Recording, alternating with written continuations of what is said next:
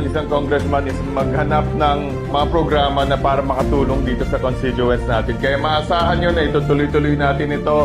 Kaya palagi natin sinasabi sa Valenzuela, we can do more. Maasahan nyo yan. Maraming salamat sa inyo lahat. Nandito tayo ngayon sa Barangay Arcumbato at ginaganap natin itong Kalusugan Connect natin dito sa barangay.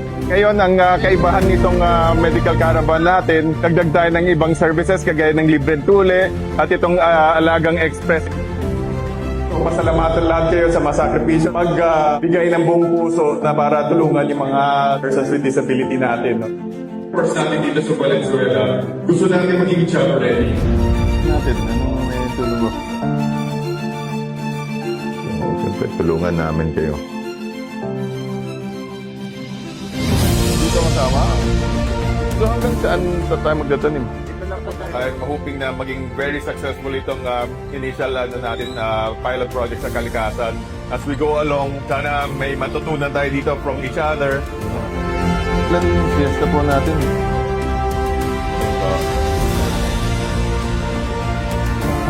Thank you din sa invitation.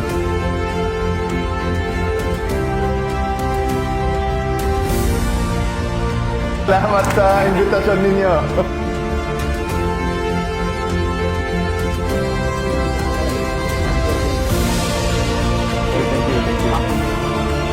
Ilagay niyo yung dedication niyo na palaguin ng mga negosyo na naisip niyo at natayo niyo.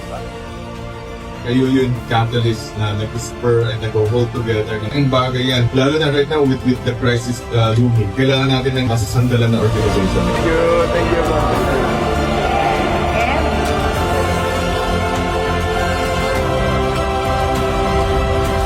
Ito, alam ko naman marami kayong pangangailangan. So, kinuha namin mga reseta niyo para mabigyan namin kayo ng mga gamot na kailangan niyo at least mga 30 days. At sana makatulong, malaking tulong pa ito sa inyo.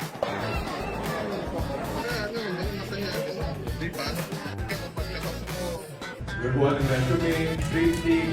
Okay, well, good luck na lang sa inyo at magkikita rin naman tayo after this. Thank you sa inyo lahat.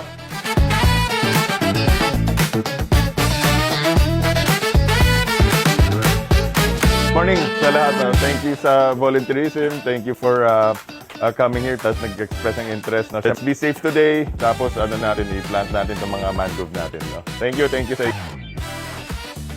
Ito mangrove, di ba? Ito malaki ito.